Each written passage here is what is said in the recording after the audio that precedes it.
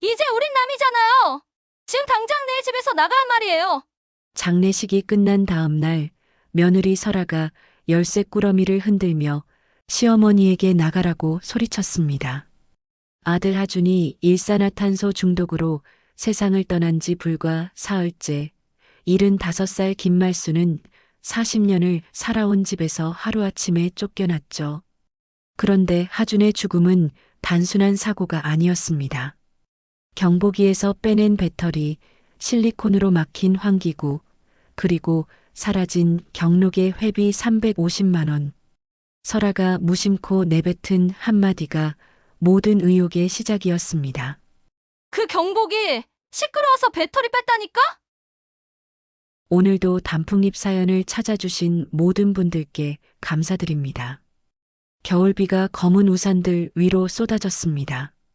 장례식장 앞마당에 모인 조문객들이 하나둘 발걸음을 옮기는 사이 저는 하준이의 작은 관을 배웅했습니다. 젖은 꽃향기와 양초 냄새, 그리고 오양분양이 섞인 공기가 코끝을 스쳤죠. 축축한 장갑을 낀 손으로 관을 어루만지다가 차마 놓지 못하고 한참을 서 있었습니다. 조문객들이 모두 빠져나간 분향실은 형광등 불빛만 하얗게 남았습니다. 빈 의자들 사이에 홀로 앉아 낡은 손장부를 꺼냈습니다. 거친 표지를 쓰다듬으니 종이가 칙칙 소리를 냈어요. 첫 장을 넘기자 오래전 분식 좌판 시절 매상 기록이 나타났습니다. 새벽 4시에 두부를 받던 날들, 떡볶이 양념을 끓이며 땀 흘리던 기억이 숫자들 사이로 떠올랐죠. 장례식장 뒤편 흡연구역을 지나가다가 설아의 목소리를 들었습니다. 전화통에 대고 낮게 속삭이더군요. 네, 내일 오전엔 집 비워드리라고 하세요. 그 말에 가슴이 철렁 내려앉았지만 모른 척 발걸음을 돌렸습니다. 주머니 속에서 뭔가 딸깍 소리가 났어요. 하준이가 어릴 때 가지고 놀던 접이식 줄자였습니다. 노란색 플라스틱 몸체에 철제 줄자가 말려 들어가는 그 소리를 아이는 얼마나 좋아했던지요. 3살 때부터 집안 곳곳을 재고 다니며 깔깔거렸던 모습이 눈앞에 선했습니다. 다시 장부로 시선을 돌렸습니다. 김밥 100개, 떡볶이 50인분, 순대 30인분. 하루하루 팔아서 모은 돈으로 하준이를 키웠죠. 허리는 굽어도 마음만은 꼿꼿하게 그렇게 살아왔습니다. 벽시계를 올려다보니 초침이 유독 크게 들렸습니다. 똑딱 똑딱 시간이 길게 늘어지는 것 같았어요. 의자 등받이에 걸어둔 검은 재킷이 스르르 미끄러져 바닥에 떨어졌습니다. 주워 올리려다 그냥 두었죠. 무너지는 건 한순간이더군요. 허리는 굽었어도 뜻은 안 굽힌다. 혼자 중얼거리며 줄자를 다시 접었습니다. 딸깍 하는 소리와 함께 철제 줄자가 몸통 안으로 말려 들어갔어요. 그걸 가슴 주머니에 꽂으며 일어섰습니다. 밖으로 나오니 여전히 비가 내렸습니다. 우산도 없이 걷다가 문득 깨달았죠. 이제 저는 누구의 엄마도 아니라는 걸요. 75평생 처음으로 혼자가 되었습니다. 빗물이 얼굴을 타고 흘렀지만 닿지 않았어요. 눈물인지 빗물인지 구분이 안 되는 게 오히려 다행이었죠. 장례식장 주차장 한쪽에서 담배 피우던 상인회장 박만수가 저를 불렀습니다. 어르신, 이리 오세요. 비 맞으시면 안 됩니다. 그가 처마 밑으로 저를 이끌었어요. 주머니에서 손수건을 꺼내 건네더군요. 낡았지만 깨끗한 면 손수건이었습니다. 힘드시죠? 그래도 어르신이 서야 동네가 섭니다. 저는 고개를 저었습니다. 난 이제 누구 엄마도 아닌데요. 말을 뱉고 나서야 후회했습니다. 호칭이 사라진 상실감이 목구멍을 막았어요. 만수는 아무 말 없이 제 어깨를 두드렸습니다. 그의 손에서 따뜻한 온기가 전해졌죠. 집으로 가는 길에 시장 골목을 지났습니다. 새벽 청소차가 지나간 자리에서 스팀이 피어올랐고 닫힌 셔터에서는 차가운 금속 냄새가 났어요. 이 동네의 숨결이었죠. 40년을 살면서 익숙해진 냄새들이 오늘따라 낯설게 느껴졌습니다. 휴대폰이 울렸습니다. 구청의 장세호였어요. 어르신, 부고 소식 들었습니다. 정말 안타깝습니다. 세호는 이 동네에서 자란 아이였습니다. 어려운 형편에 공부하는 걸 보고 제가 장학금을 보탰죠. 지금은 구청 공무원이 되어 잘 지내고 있습니다. 하준이가 그렇게 갔어요. 일산화탄소 중독이래요. 네, 어떻게 그런 일이. 반지하 보일러 점검하다가. 자세한 건 나도 잘 몰라요. 전화를 끊고 나서 경로당 앞을 지났습니다. 공지판에 새로운 안내문이 붙어 있더군요. 가정 일산화탄소 경보기 점검 요망. 무심코 스쳐 지나갔지만 그 문구가 계속 머릿속에 맴돌았습니다. 분식 좌판 시절이 떠올랐어요. 손님들이 외상을 달라고 할 때마다 장부에 꼼꼼히 적었죠. 약속은 반드시 지켜야 한다고 믿었습니다. 그게 제 신조였어요. 장부는 약속이고 약속은 사람 사는 돌이라고요. 빗길을 걸으며 다시 한번 중얼거렸습니다. 내가 선 자리, 동네가 선다. 박만수의 말이었지만 이제는 제 다짐이 되었습니다. 하준이가 없어도 안이 없기 때문에 더욱 꼿꼿하게 서야겠다고 마음먹었죠. 줄자를 만지작거리며 집 앞에 도착했습니다. 3층짜리 다가구 주택, 40년 동안 지켜온 제 터전이었습니다. 현관문을 열자 곰팡이 냄새와 함께 차가운 공기가 얼굴을 때렸습니다. 계단을 오르며 하준이가 자주 내려갔던 반지하를 힐끗 봤어요. 문이 굳게 닫혀 있었죠. 그곳에서 아이가 마지막 숨을 거뒀다는 게 아직도 믿기지 않았습니다. 3층 제 방에 들어와 장부를 책상 위에 펼쳤습니다. 노란 줄자는 그 옆에 나란히 놓았어요. 형광등 불빛 아래서 둘은 묘하게 어울렸습니다. 숫자와 길이, 약속과 측정. 하준이가 남긴 것들이었죠. 창밖으로 여전히 비가 내렸습니다. 겨울비는 차갑지만 봄을 준비하는 비라고 누군가 말했었죠. 저도 준비해야 했습니다. 무엇을 어떻게 해야 할지는 아직 모르지만 일단 서 있어야 했어요. 내가 선 자리에서 동네가 다시 설 수 있도록. 다음 날 아침 장례식장 앞 작은 카페에서 믹스커피 향이 퍼졌습니다. 상인회장 박만수가 종이컵 2개를 들고 제게 다가왔어요. 김이 모락모락 피어오르는 커피를 건네며 그가 말했습니다. 어르신이 서야 동네가 서요. 저는 뜨거운 종이컵을 양손으로 감쌌습니다. 온기가 손바닥을 타고 팔뚝까지 전해졌죠. 하지만 마음은 여전히 차가웠어요. 난 이제 누구 엄마도 아닌데요. 말을 내뱉는 순간 후회가 밀려왔습니다. 75년 인생에서 처음으로 저를 부를 호칭이 사라졌다는 걸 인정하는 것 같았거든요. 만수는 잠시 말을 멈추고 저를 바라봤습니다. 그의 눈에 연민이 어렸지만 동정은 아니었어요. 어르신은 어르신입니다. 그걸로 충분해요. 그는 더 이상 말하지 않고 커피를 마셨습니다. 저도 뜨거운 커피를 한 모금 삼켰죠. 달콤하면서도 씁쓸한 맛이 목구멍을 타고 내려갔습니다. 장례식장을 나와 집으로 가는 길, 시장 골목이 서서히 깨어나고 있었습니다. 새벽 5시 청소차가 지나간 자리에서 하얀 스팀이 피어올랐어요. 닫힌 셔터 문에서는 차가운 금속 냄새가 났죠. 이 동네의 숨결, 40년 동안 제가 맡아온 냄새였습니다. 생선가게 앞을 지나자 주인 영호가 셔터를 올리고 있었어요. 삐걱거리는 소리가 고요한 새벽 공기를 갈랐습니다. 그가 저를 보고 고개를 숙였어요. 어르신, 힘내세요. 간단한 인사였지만 그 안에 진심이 담겨 있었습니다. 저는 고개만 끄덕이고 발걸음을 재촉했죠. 휴대폰이 울렸습니다. 구청의 장세호였어요. 어르신, 어제 통화 끝나고 생각해 봤는데요. 제가 도울 일이 있으면 말씀하세요. 세호의 목소리에는 조심스러움이 묻어 있었습니다. 그는 이어서 말했어요.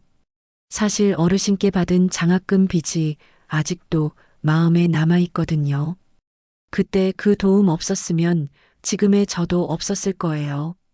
저는 잠시 망설였습니다. 도움을 받는 게 나쁘끄러웠거든요. 하지만 세호의 진심이 느껴져서 거절하지 못했습니다. 고마워요. 나중에 연락할게요. 전화를 끊고 나서 경로당 앞을 지났습니다. 아직 이른 시간이라 문은 닫혀 있었지만 공지판의 안내문은 선명했어요. 가정 일산화탄소 경보기 점검 요망. 빨간 글씨로 강조된 문구가 눈에 들어왔습니다. 어제는 무심코 지나쳤는데 오늘은 달리 보였어요. 하준이가 일산화탄소 중독으로 세상을 떠났으니까요. 발걸음을 멈추고 안내문을 자세히 읽었습니다. 겨울철 보일러 사용 증가, 환기 부족으로 인한 사고 위험, 경보기 배터리 점검 필수. 당연한 내용들이었지만 이제는 너무 늦었죠. 분식 좌판을 하던 시절이 떠올랐습니다. 손님들이 외상을 요청할 때마다 저는 꼼꼼히 장부에 기록했어요. 이름, 날짜, 금액, 약속한 상환 날짜까지. 어떤 손님은 약속을 지키지 않았지만 저는 끝까지 기다렸습니다. 약속은 장부에 적는 순간 신성한 것이 되니까요. 약속은 곧 장부다. 혼자 중얼거렸습니다. 그게 제 신조였어요. 사람과 사람 사이의 믿음을 숫자로 기록하는 것, 그것이 장부의 힘이었죠. 집에 도착해 현관문을 열었습니다. 계단을 오르다가 2층에서 나온 세입자 미란과 마주쳤어요. 간호조무사인 그녀는 야간 근무를 마치고 막 귀가한 모양이었습니다. 피곤한 얼굴이었지만 저를 보자 걱정스러운 표정을 지었어요. 어르신, 괜찮으세요? 응, 괜찮아요. 미라는 망설이다가 조심스럽게 말했습니다. 저기, 반지하 보일러실 환기구가 실리콘으로 막혀 있던 거 아세요? 겨울에 창문이 안 열려서 답답하다고 민원 노트에 적어뒀었는데, 그녀의 말에 심장이 쿵 내려앉았습니다. 환기구가 막혀 있었다고요? 그럼 하준이가 보일러를 점검하다가 저는 말을 잇지 못했어요. 언제 그런 얘기를? 한 달 전쯤이요. 설아 씨한테도 말씀드렸는데 곧 고쳐준다고만 하고 그냥 넘어갔어요. 미란의 서명이 적힌 민원 노트가 떠올랐습니다. 저는 집주인으로서 그런 중요한 사항을 확인하지 못했던 거죠. 가슴이 먹먹해졌습니다. 3층 제 방에 들어와 의자에 털썩 주저앉았습니다. 책상 위의 장부가 무겁게 느껴졌어요. 표지를 열어 빈 페이지를 바라봤습니다. 수입, 지출, 잔액. 단순한 칸들이었지만 그 안에 삶이 담겨 있었죠.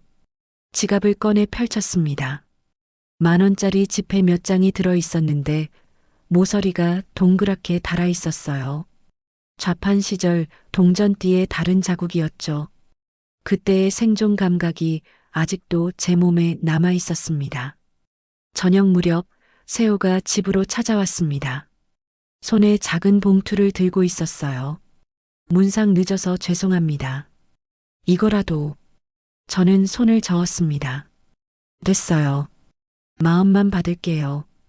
하지만 세호는 봉투를 책상 위에 놓고는 진지한 표정으로 말했습니다. 어르신, 혹시 이상한 점 없으셨어요? 하준이 형 사고 말이에요. 그의 질문에 저는 잠시 망설였습니다. 미란이 한 말, 설아의 태도, 여러 가지가 머릿속을 스쳤지만 확실한 건 없었어요. 글쎄, 아직은 잘 모르겠어요. 세호는 명함을 꺼내 제게 건넸습니다. 필요하면 언제든 연락하세요. 합법적인 범위 내에서 도와드릴게요. 그가 떠난 뒤 저는 다시 혼자가 되었습니다. 창밖으로 어둠이 내리고 있었어요. 멀리서 시장 상인들이 정리하는 소리가 들렸죠. 덜컹거리는 리어카 소리, 셔터 내리는 소리, 하루를 마감하는 동네의 소리들이었습니다. 박만수의 말이 다시 떠올랐습니다. 어르신이 서야 동네가 서요. 그 말의 무게가 이제야 느껴졌습니다. 저는 단순히 한 개인이 아니라 이 동네의 한 축이었던 거예요. 제가 무너지면 동네도 흔들린다는 것. 그것이 공동체의 의미였죠. 줄자를 꺼내 손에 쥐었습니다. 차가운 금속의 감촉이 선명했어요. 하준이가 이것으로 세상을 재고 다녔듯이 저도 뭔가를 재야 했습니다. 진실의 길이를, 약속의 무게를, 그리고 제가 서 있는 자리의 깊이를요. 내가 선 자리, 동네가 선다. 이번엔 제 목소리로 또렷하게 말했습니다. 더 이상 박만수의 말이 아니라 제 다짐이었어요. 하준이를 위해서, 동네를 위해서, 그리고 저 자신을 위해서 일어서야 했습니다. 장부를 다시 펼치고 펜을 들었어요. 첫 줄에 적었습니다. 내가 선 자리, 동네가 선다. 장례를 치른 지 사흘째 되는 아침이었습니다. 저는 3층짜리 다가구 주택의 구조를 다시 한번 살펴봤어요. 반지하에는 두 세대가 살고 있었고 1층과 2층에 각각 두 세대, 3층에 제 방과 빈 방 하나, 그리고 옥상에 작은 창고가 있었죠. 하준이가 자주 내려갔던 반지하 보일러실 문을 바라보니 가슴이 먹먹해졌습니다. 2층에서 미란이 출근 준비를 하는 소리가 들렸어요.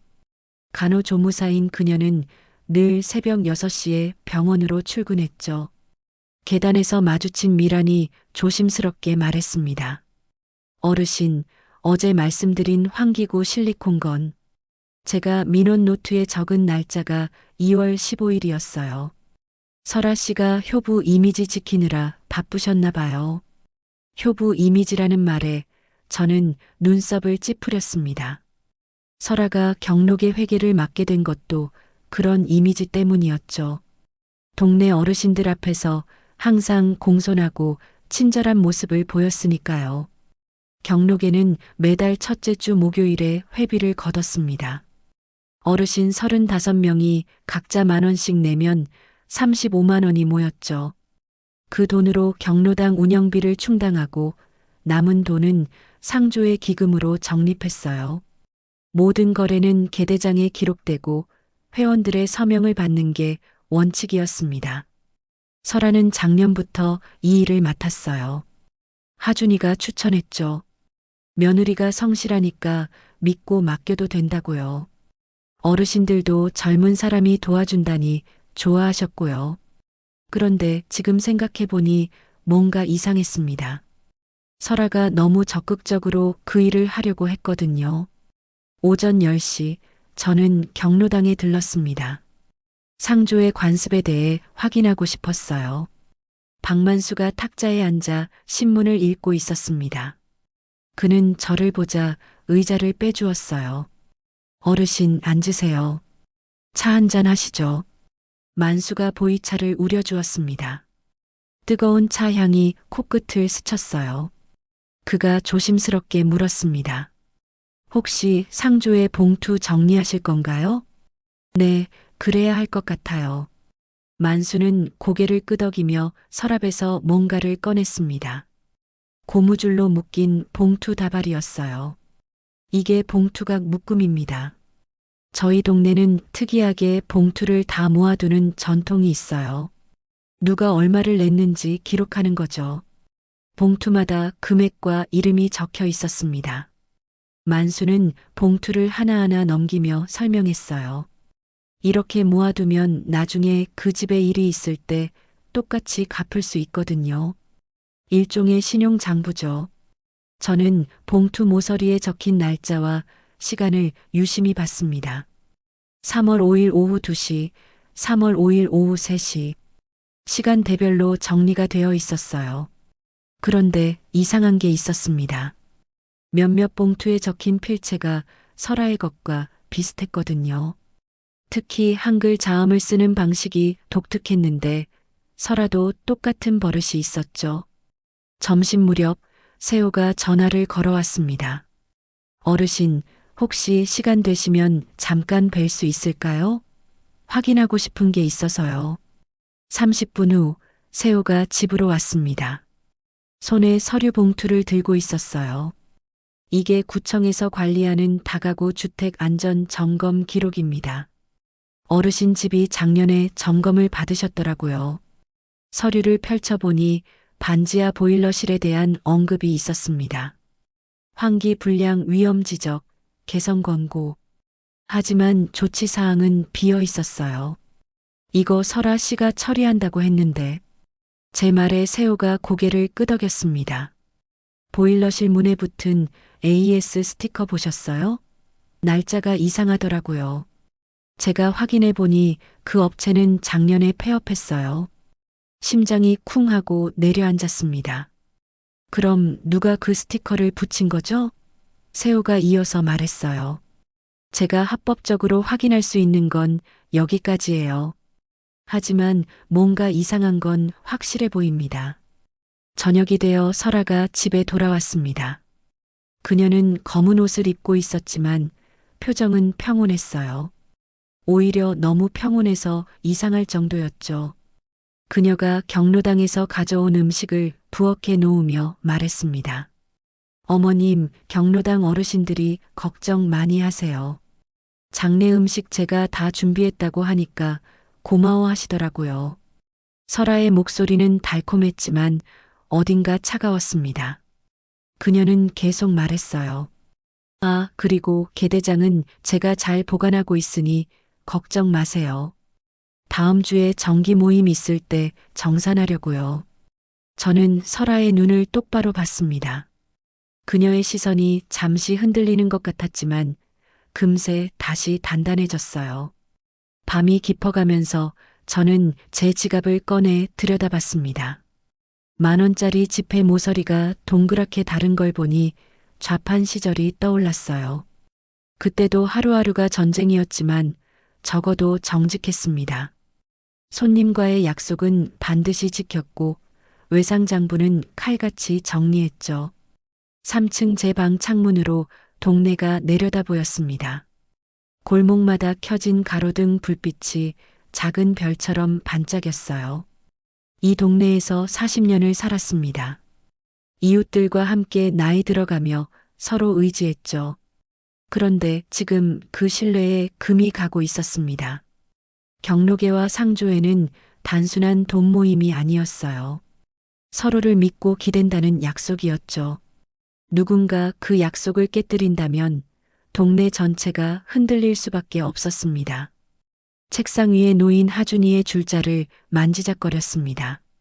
노란색 플라스틱이 차갑게 느껴졌어요. 아이가 이 줄자로 뭘 재려고 했을까요? 혹시 무언가 이상한 걸 발견한 건 아닐까요? 휴대폰을 꺼내 하준이가 마지막으로 보낸 문자를 다시 읽어봤습니다. 아직 확인하지 못한 문자가 하나 더 있었어요. 엄마, 개대장 숫자가 이상해요. 나중에 얘기해 드릴게요. 가슴이 철렁했습니다. 하준이가 뭔가를 알고 있었던 거예요. 그리고 그걸 확인하려다가 저는 눈을 감고 깊게 숨을 들이쉬었습니다. 내일부터 본격적으로 조사를 시작해야겠다고 마음먹었습니다. 합법적인 방법으로 차근차근 하지만 반드시 진실을 밝혀내야 했어요. 하준이를 위해서 그리고 이 동네를 위해서요. 다음 날 아침 9시 병원에서 전화가 왔습니다. 하준이의 최종 사망 원인이 확정되었다는 연락이었어요. 저는 떨리는 손으로 외투를 걸치고 병원으로 향했습니다. 의무기록실 앞 복도는 소독약 냄새로 가득했습니다. 흰 가운을 입은 직원이 서류를 건네며 조심스럽게 설명했어요. 일산화탄소 중독이 직접 사인입니다. 혈중 일산화탄소 농도가 치명적 수준이었어요. 의무기록 사본이 필요하시면 신청서를 작성하셔야 합니다. 저는 손을 떨며 신청서를 작성했습니다. 펜이 자꾸 미끄러졌어요. 일산화탄소 중독. 그 차가운 단어가 머릿속을 맴돌았죠. 직원이 이어서 말했습니다. 사고 당일 고인의 동선을 파악하신다면 원인 규명에 도움이 될 겁니다. 집으로 돌아오는 길에 하준이의 마지막 날을 떠올렸습니다. 아침 일찍 반지하 세입자에게서 보일러 점검 요청 문자를 받았다고 했죠. 방진 마스크도 없이 그냥 내려갔어요. 환기가 안 되는 좁은 공간에서 밤새 일산화탄소가 쌓였을 겁니다. 집 현관문을 열자마자 설아가 거실에 서 있었습니다. 검은 정장을 입은 그녀의 표정은 차가웠어요. 손에는 열쇠 꾸러미가 들려 있었죠. 어머님, 이제 저희는 남이잖아요. 설아의 목소리는 날카로웠습니다. 그녀가 열쇠를 흔들자 짤랑거리는 소리가 거실에 울렸어요. 내일 오전까지 방 빼주세요. 이 집은 하준이 명의였고 이제 제가 상속받았으니까요. 가슴이 철렁 내려앉았습니다. 40년을 살아온 집에서 하루아침에 쫓겨나야 한다니요. 저는 떨리는 목소리로 물었습니다. 그래도 시간을 좀 달라고. 시간이요? 어머님이 여기 계실 이유가 없잖아요. 하준이도 없는데. 설아의 말 한마디 한마디가 가슴에 칼처럼 박혔습니다. 하지만 그녀는 계속했어요. 짐 정리하시는 동안 옥탑 창고는 쓰셔도 돼요. 거기까지는 양보하는 거예요. 말다툼이 격해지던 중 설아가 무심코 내뱉은 말에 저는 얼어붙었습니다. 그 경복이 괜히 울려서 배터리 뺐다니까요. 시끄럽기만 하고 쓸모도 없는데. 경복이 배터리를 뺐다고요?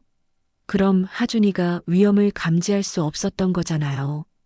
저는 설아를 뚫어지게 쳐다봤지만 그녀는 이미 등을 돌리고 있었습니다. 내일 오전 10시까지예요. 늦으면 짐 다 버릴 거예요. 설아가 나간 뒤 저는 무너질 것 같은 다리를 끌고 계단을 올랐습니다. 밖에서 비가 내리기 시작했어요. 차가운 빗방울이 창문을 두드렸죠. 옥탑 창고로 올라가는 좁은 계단이 유독 가파르게 느껴졌습니다. 창고 문을 열자 먼지 냄새가 코를 찔렀어요. 오래된 상자들과 못 쓰는 가구들이 쌓여 있었죠. 구석에 있던 낡은 이불을 꺼내 먼지를 털었습니다. 여기서 지내야 한다니 눈물이 났지만 꼭 참았어요. 비에 젖은 신발에서 물이 뚝뚝 떨어졌습니다. 차가운 물이 양말을 적시고 발가락 사이로 스며들었죠. 이 축축함이 제 처지를 말해주는 것 같았어요. 40년 세월이 한순간에 무너진 기분이었습니다. 주머니에서 하준이의 휴대폰을 꺼냈습니다. 화면이 깨져 있었지만 아직 작동했어요. 문자함을 열어보니 마지막 메시지가 있었습니다. 엄마 부탁. 계대장이 이상해. 오늘 반지하 먼저 볼게. 3월 8일 오전 8시 30분. 하준이가 마지막으로 보낸 문자였어요. 계대장이 이상하다니 무슨 뜻일까요? 그리고 왜 반지하를 먼저 본다고 했을까요? 손이 떨려서 휴대폰을 놓칠 뻔했습니다. 하준이가 뭔가를 의심했던 게 분명했어요. 그리고 그걸 확인하러 반지하에 갔다가 저는 눈을 꼭 감았습니다. 아이가 마지막 순간에 무엇을 느꼈을지 상상하니 가슴이 찢어졌어요. 창고 바닥에 주저앉아 장부를 펼쳤습니다. 젖은 손가락으로 페이지를 넘기니 종이가 축축해졌어요. 수입과 지출 칸을 보며 장례비 흐름을 따라가 봤습니다. 조의금으로 들어온 돈, 장례식장에 낸 돈, 남은 잔액. 숫자들이 흐릿하게 보였다가 다시 선명해졌어요. 뭔가 이상했습니다. 들어온 돈과 나간 돈의 계산이 맞지 않았거든요. 중간에 빠진 금액이 있었어요.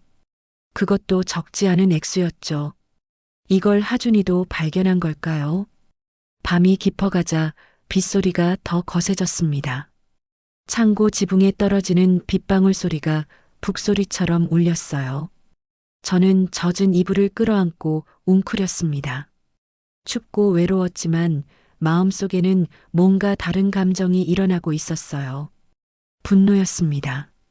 설아가 경보기 배터리를 뺐다는 사실, 하준이가 개대장의 이상함을 발견했다는 사실, 그리고 제가 이 모든 걸 놓쳤다는 사실에 대한 분노였죠. 세호에게 전화를 걸었습니다. 빗소리 때문에 목소리를 높여야 했어요. 세호야, 나 좀 도와줘. 합법적으로만 할 테니까. 어르신, 무슨 일이세요? 하준이가 죽기 전에 뭔가를 발견한 것 같아. 개대장에 문제가 있대. 전화 너머로 세호의 숨소리가 들렸습니다. 그가 신중하게 대답했어요. 알겠습니다. 내일 아침에 찾아뵐게요. 증거 보전부터 시작해야 할 것 같네요. 전화를 끊고 나서 저는 하준이의 줄자를 꺼냈습니다. 차가운 금속을 손에 쥐고 중얼거렸어요. 아이야, 엄마가 밝혀낼게. 내가 의심한 게 뭔지, 왜 그날 반지하에 갔는지 다 알아낼게. 창고 창문 너머로 도시의 불빛이 보였습니다. 비에 젖은 불빛들이 흐릿하게 번져 보였죠. 어딘가에서 설아가 편안히 잠들어 있을 거예요. 하지만 저는 잠들 수 없었습니다. 서러우면 잠깐 앉았다가 가는 거라고 늘 스스로에게 말해왔어요. 하지만 이번엔 달랐습니다. 앉아 있을 시간이 없었어요. 일어서야 했고 싸워야 했습니다. 하준이를 위해서, 그리고 진실을 위해서요. 옥탑 창고에서 맞은 첫날 아침, 휴대폰 진동 소리에 잠이 깼습니다. 경로당 카톡방에 메시지가 쏟아지고 있었어요. 회비가 사라졌다는 소문이 퍼지고 있었죠. 윤정의 총무가 어제 개대장 잔액이 맞지 않는다고 했대요. 김말순 씨가 관리 소홀한 거 아니냐고들 하네요. 가슴이 철렁했습니다. 제 이름이 거론되며 책임을 묻는 글들이 올라왔어요. 35명의 회원 중 절반이 넘는 사람들이 의심의 눈초리를 보내고 있었죠. 저는 떨리는 손으로 장부를 펼쳤습니다. 어젯밤 비에 젖은 페이지가 뻣뻣하게 굳어 있었어요. 수입칸과 지출칸을 다시 훑어봤습니다. 장례식 조의금으로 들어온 돈이 800만 원, 장례식장에 낸 돈이 500만 원, 그럼 300만 원이 남아야 하는데, 계산기를 두드렸다가 멈췄다가 다시 두드렸습니다. 숫자들이 머릿속에서 뒤엉켰어요. 분명 빠진 돈이 있었지만 어디로 갔는지 알 수 없었죠. 설아가 관리했던 경록의 회비도 마찬가지였습니다. 10시가 되자 세호가 창고로 찾아왔습니다. 좁은 계단을 오르며 숨을 헐떡였어요. 어르신, 여기서 지내시는 거예요? 저는 고개를 끄덕였습니다. 세호의 얼굴에 안타까움이 스쳤지만 금세 진지한 표정으로 바뀌었어요. 카톡방 봤습니다. 어르신 탓하는 건 너무하네요. 괜찮아요.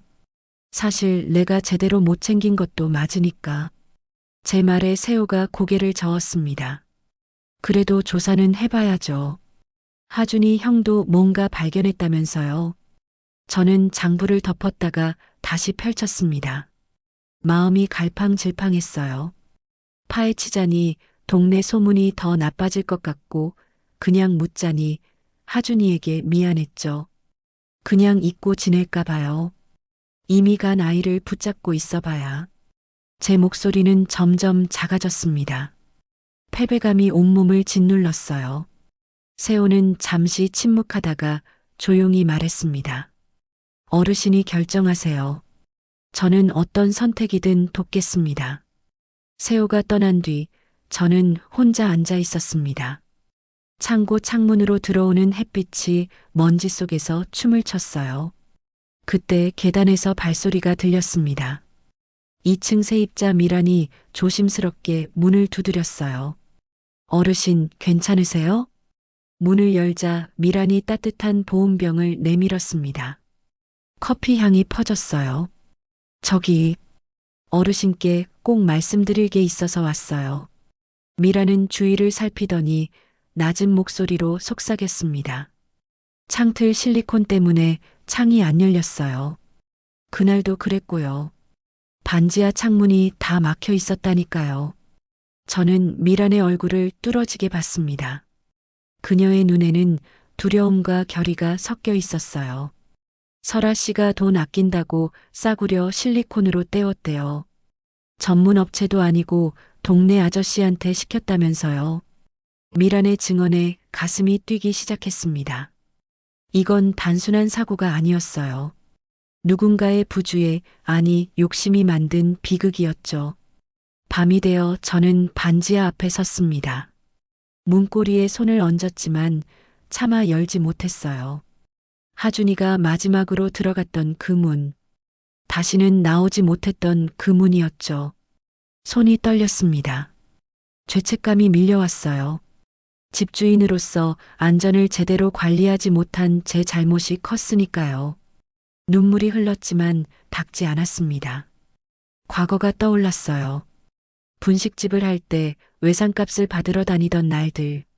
어떤 손님은 도망갔고 어떤 손님은 화를 냈지만 저는 끝까지 포기하지 않았죠. 약속은 지켜져야 한다고 믿었으니까요. 이번에도 마찬가지였습니다. 하준이와의 약속, 동네와의 약속, 그리고 저 자신과의 약속을 지켜야 했어요. 휴대폰이 울렸습니다. 설아의 카톡이었어요. 빨리 정리해 주시면 한 달치 방세 대신 내드릴게요. 어차피 어머님도 편하게 사셔야 하잖아요. 달콤한 제안 같았지만 그 속에는 차가운 계산이 숨어 있었죠. 설아는 저를 돈으로 입막음하려는 거였어요. 모욕감이 치밀어 올랐습니다. 저는 창고 구석에 앉아 중얼거렸습니다. 서러우면 잠깐 앉았다가 간다. 하지만 간다. 그것이 제 인생의 신조였어요. 아무리 힘들어도 멈추지 않고 앞으로 나아가는 것. 이번에도 그래야 했습니다. 다시 장부를 펼쳤습니다. 이번엔 다른 각도로 봤어요. 돈의 흐름만이 아니라 시간의 흐름을 따라가 봤죠. 언제 돈이 들어왔고 언제 나갔는지, 누가 관여했고 누가 서명했는지 패턴이 보이기 시작했습니다. 설아가 회계를 맡은 이후로 이상한 출금이 반복됐어요. 소액으로 나눠서 여러 번에 걸쳐서 마치 들키지 않으려고 조심스럽게 빼낸 것처럼요. 새벽 2시 저는 결심했습니다. 더 이상 망설일 수 없었어요. 하준이가 목숨 걸고 파헤치려 했던 진실을 이제는 제가 밝혀야 했습니다. 줄자를 꺼내 손에 쥐었습니다. 차가운 금속의 감촉이 결의를 다지게 했어요. 하준이가 이것으로 세상을 재듯이 저도 진실의 길이를 재야 했습니다. 하준아, 엄마가 끝까지 갈게. 내가 남긴 단서를 따라서 끝까지. 창밖으로 새벽별이 반짝였습니다. 어둠 속에서도 빛은 있었어요. 그 빛을 따라가기로 했습니다. 새벽 5시 저는 세호에게 전화를 걸었습니다. 이른 시간이었지만 그는 금세 전화를 받았어요. 아마 출근 준비 중이었나 봅니다. 세호야, 우리 합법적으로만 가자. 절차 다 지키면서 깨끗하게. 전화 너머로 세호의 안도하는 숨소리가 들렸습니다. 잘 생각하셨어요, 어르신. 제가 정보 공개 절차 가이드 준비해놨어요. 오늘 당장 시작할 수 있습니다. 저는 펜과 종이를 꺼냈습니다. 떨리는 손을 진정시키며 세호의 설명을 받아 적었어요. 필요한 서류 목록, 신청 절차, 소요 시간까지 꼼꼼히 기록했죠. 오전 9시 경로당에 도착했습니다. 윤정의 총무가 탁자에 앉아 계산기를 두드리고 있었어요. 그녀의 이마에는 깊은 주름이 잡혀 있었죠. 어르신, 계대장 좀 볼 수 있을까요? 제 말에 정희는 난감한 표정을 지었습니다. 설아 씨가 가지고 있어요. 제가 봐도 안 된다고 하더라고요. 그때 세호가 들어왔습니다. 정장을 입은 그의 모습이 든든했어요. 세호는 정중하게 인사한 뒤 서류를 꺼냈습니다. 경록에는 공동체 조직이니 회원은 열람 권한이 있습니다. 정보공개 청구서예요. 정희는 서류를 받아들고 한참 들여다봤습니다. 그러더니 한숨을 쉬며 말했어요. 알겠어요. 설아 씨한테 연락해 볼게요. 하지만 쉽지 않을 거예요. 경로당을 나와 집으로 향했습니다. 현관 앞에 설치된 CCTV가 눈에 들어왔어요. 제가 설치한 거니까 영상은 제 소유물이었죠. 저는 사다리를 가져와 CCTV 본체에서 하드디스크를 분리했습니다. 이거 합법적이죠? 제 물음에 세호가 고개를 끄덕였습니다. 어르신 소유물이니까 당연하죠. 날짜와 시간 동기화만 확인하면 됩니다. 세호가 노트북을 꺼내 영상을 확인했습니다. 3월 8일 하준이가 반지하로 들어가는 모습이 찍혀 있었어요. 오전 8시 45분. 그리고 나오는 모습은 없었습니다. 가슴이 먹먹해졌지만 계속 확인했습니다. 그날 저녁 7시 설아가 급하게 뛰어들어오는 모습이 있었어요. 그리고 30분 후 구급차가 도착했죠. 점심 무렵 은행에 갔습니다. 제 계좌의 거래 내역을 뽑기 위해서였어요. 창구 직원이 친절하게 안내했습니다. 조의금 입금 내역 보시려는 거죠? 여기 있습니다. 종이에 인쇄된 숫자들을 보니 이상한 점이 있었어요. 현금 입금과 계좌이체가 섞여 있었는데 시간대가 묘했습니다. 대부분 오후 2시에서 4시 사이에 집중되어 있었거든요. 하지만 몇몇 입금은 밤 10시가 넘어서 들어왔어요. 이 늦은 시간 입금은 뭐죠? ATM 입금인 것 같은데요. 정확한 건 CCTV 확인이 필요합니다. 저는 세호와 눈을 마주쳤습니다.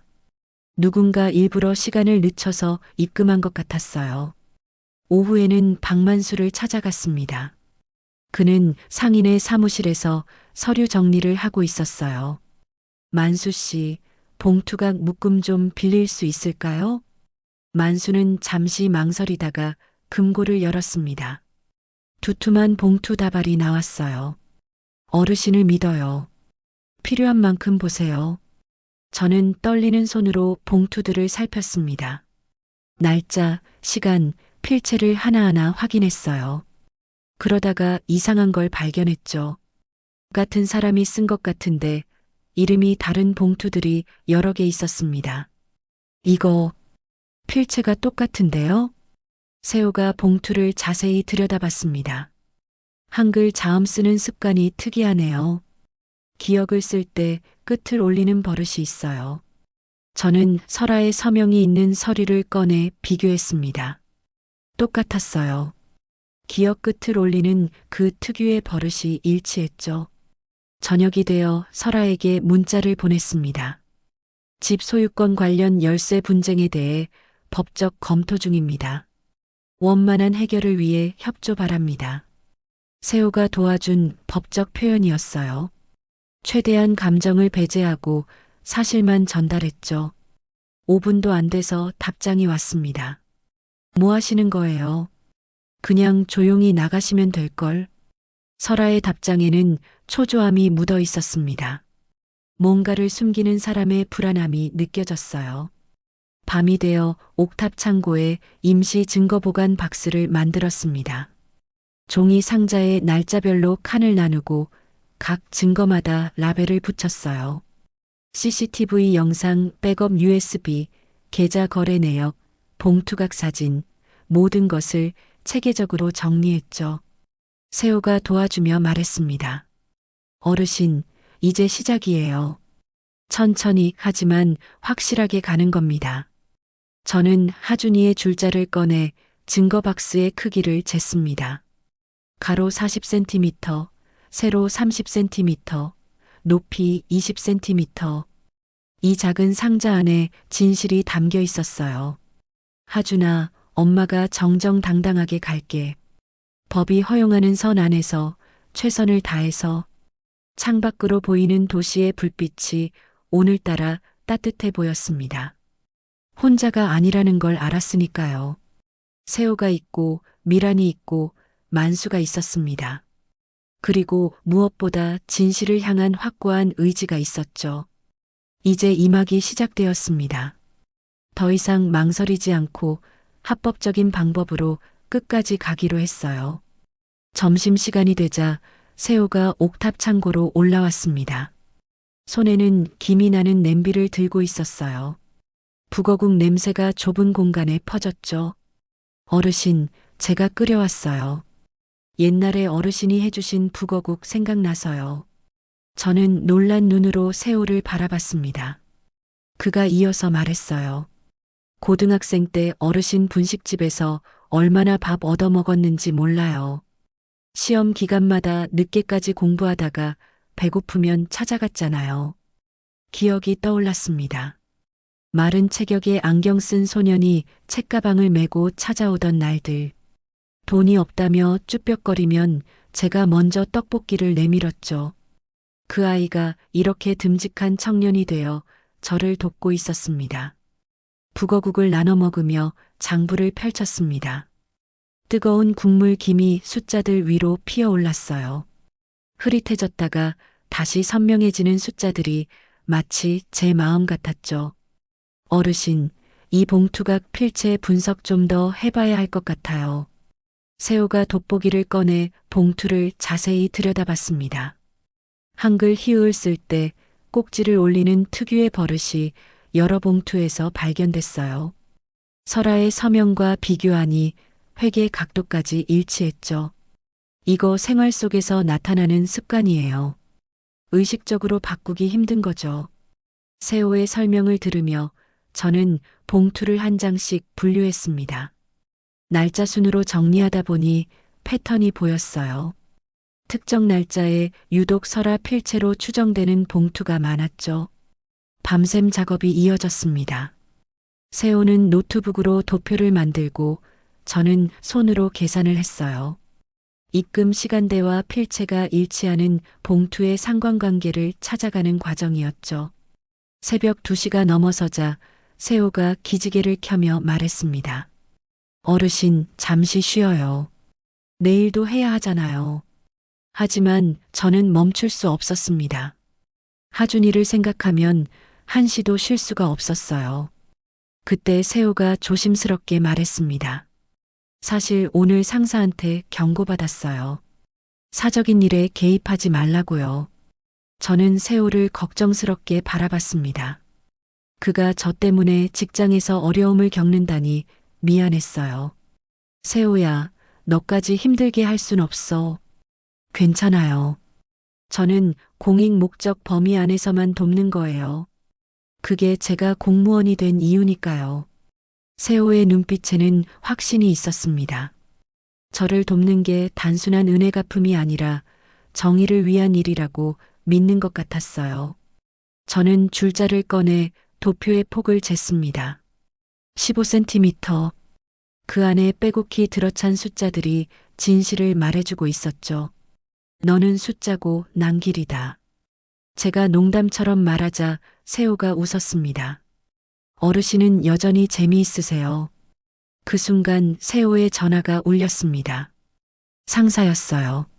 세호가 복도로 나가 통화를 했지만 목소리가 들렸습니다. 네, 알겠습니다. 사적 개입은 자제하겠습니다. 통화를 마친 세호가 돌아왔을 때 그의 표정은 복잡했어요. 하지만 곧 다시 밝아졌습니다. 어르신, 우리 약속 하나 해요. 사실만, 약속만 얘기하는 거예요. 감정적으로 흐르지 않고요. 저는 고개를 끄덕였습니다. 그것이 하준이가 원했을 방식일 거예요. 차분하고 논리적이었던 아이였으니까요. 그리고 제보자 보호도 철저히 해야 해요. 미란 씨 같은 분들이 불이익 받으면 안 되니까요. 세호의 세심한 배려가 고마웠습니다. 그는 단순히 돕는 게 아니라 모든 걸 함께 고민하고 있었어요. 새벽 4시 저는 난방배관에서 나오는 미지근한 온기에 등을 기대고 잠시 눈을 붙였습니다. 꿈속에서 하준이가 나타났어요.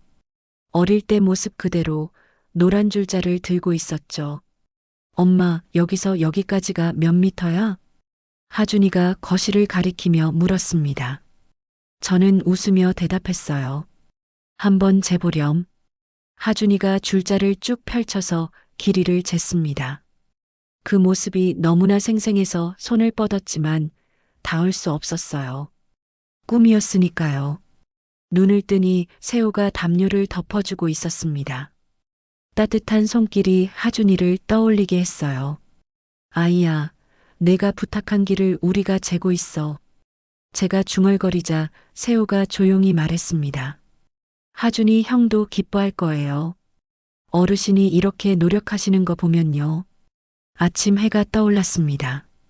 창고 창문으로 들어오는 햇빛이 먼지 속에서 반짝였어요.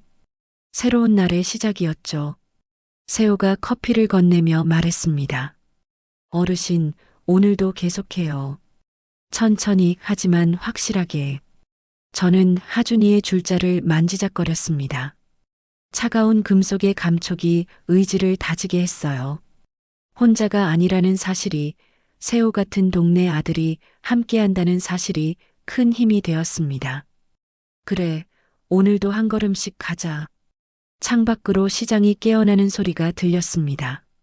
리어카 굴러가는 소리, 셔터 올리는 소리, 상인들의 인사 소리.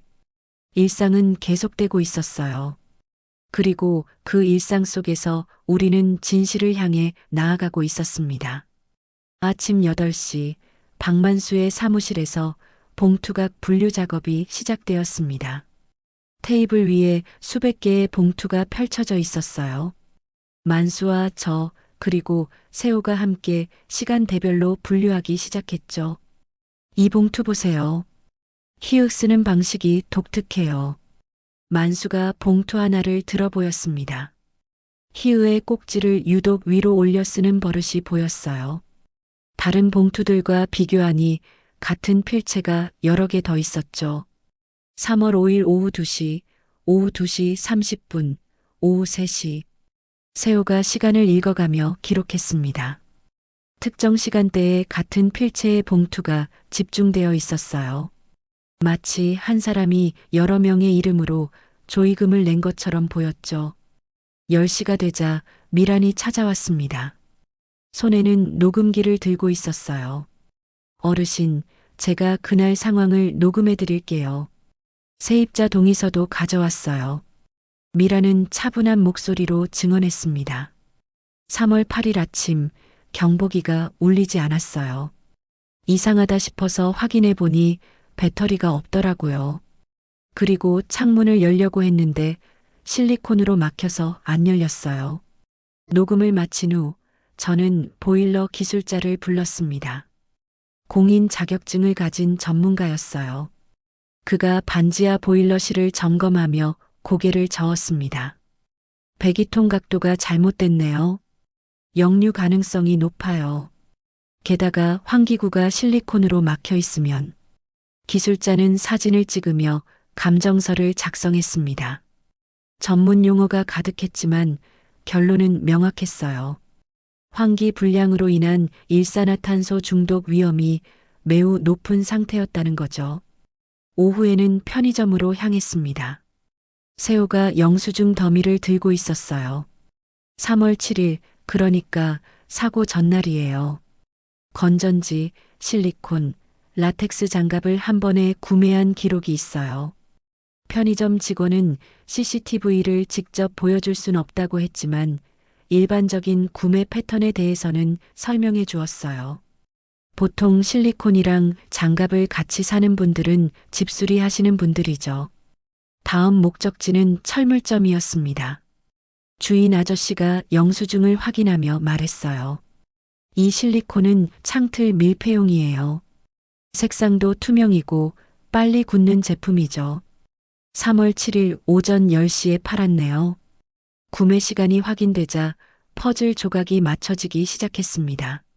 사고 전날 오전에 실리콘을 사고 그날 밤이나 새벽에 창틀을 막았을 가능성이 컸어요.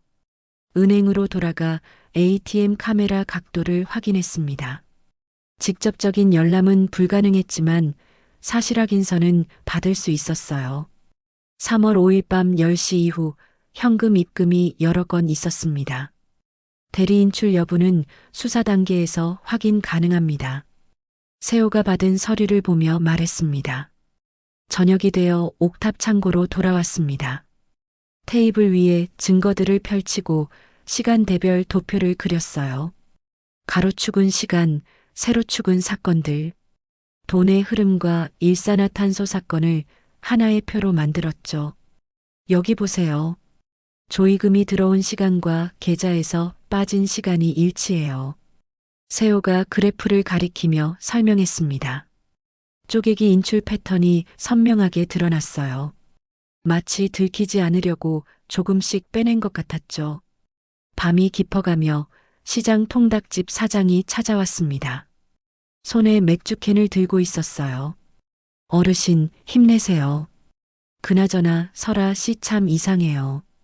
뭐가 이상한데요? 늘 돈 아낀다고 난리였거든요. 싼 것만 찾고 제대로 된 수리는 안 하고 그런 사람이 갑자기 비싼 옷을 입고 다니더라고요.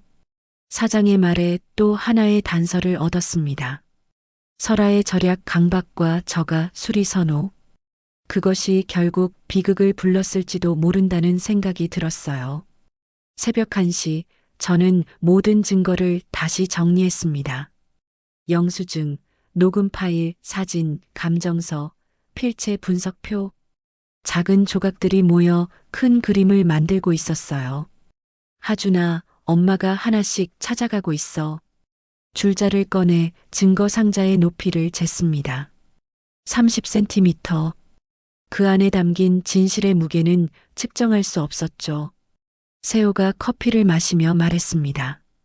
어르신, 이제 거의 다 모은 것 같아요. 물증과 정황 증거가 충분해요. 저는 고개를 끄덕였습니다. 하지만 마음 한구석이 무거웠어요.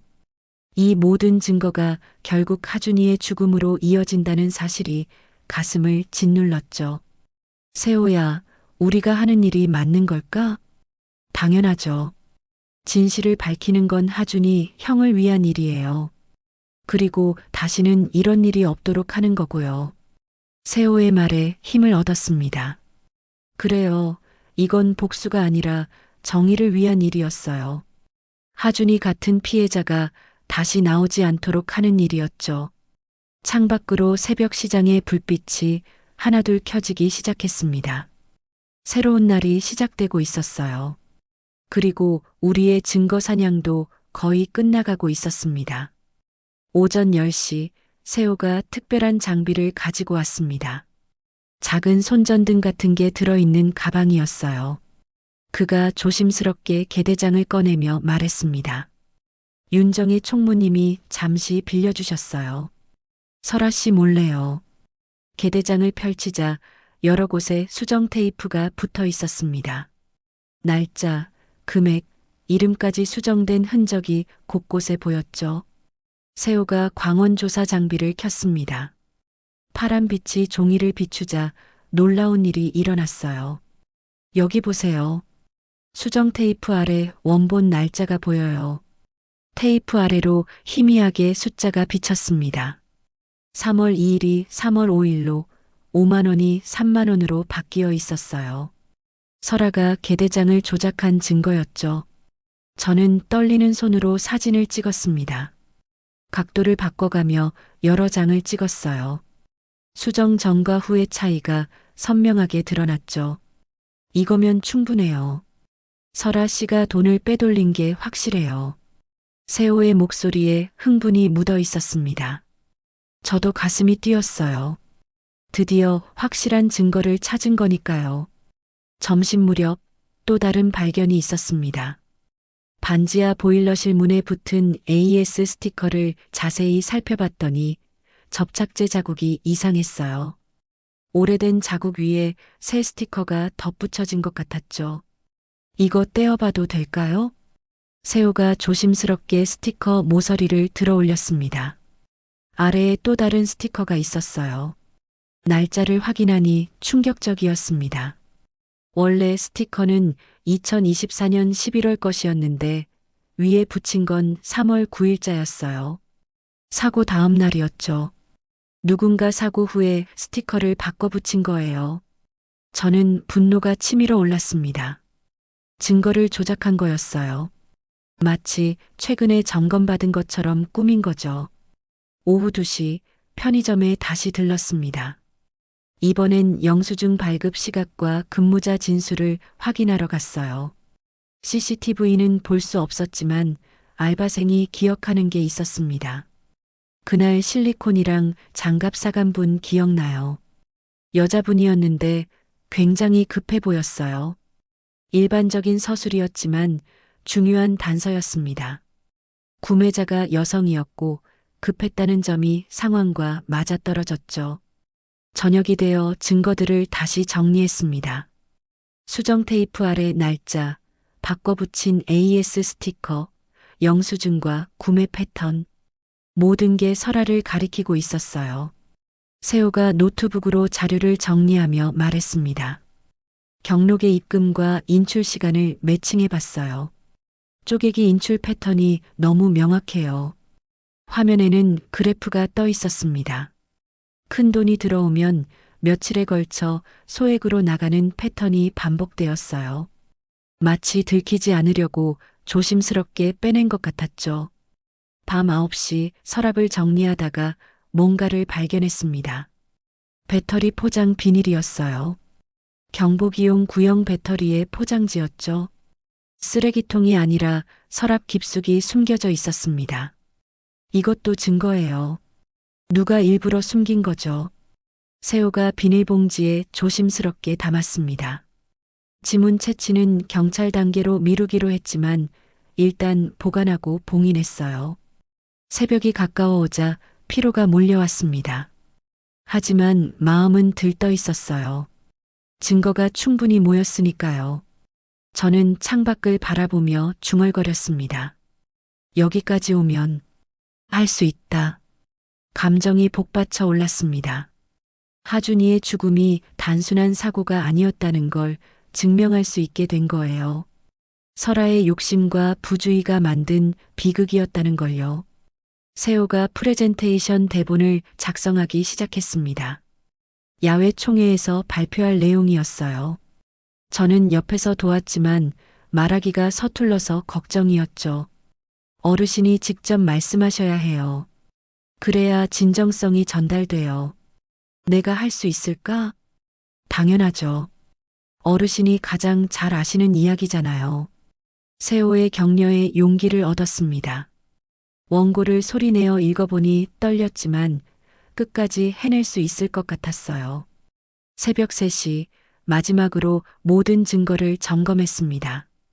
개대장 원본 사진, AS 스티커 비교 사진, 영수증, 배터리 포장지, 필체 분석표, 입출금 패턴 그래프.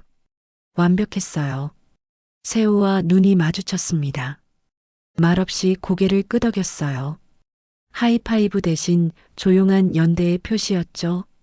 젊은이의 열정과 노인의 지혜가 만나 이뤄낸 성과였습니다.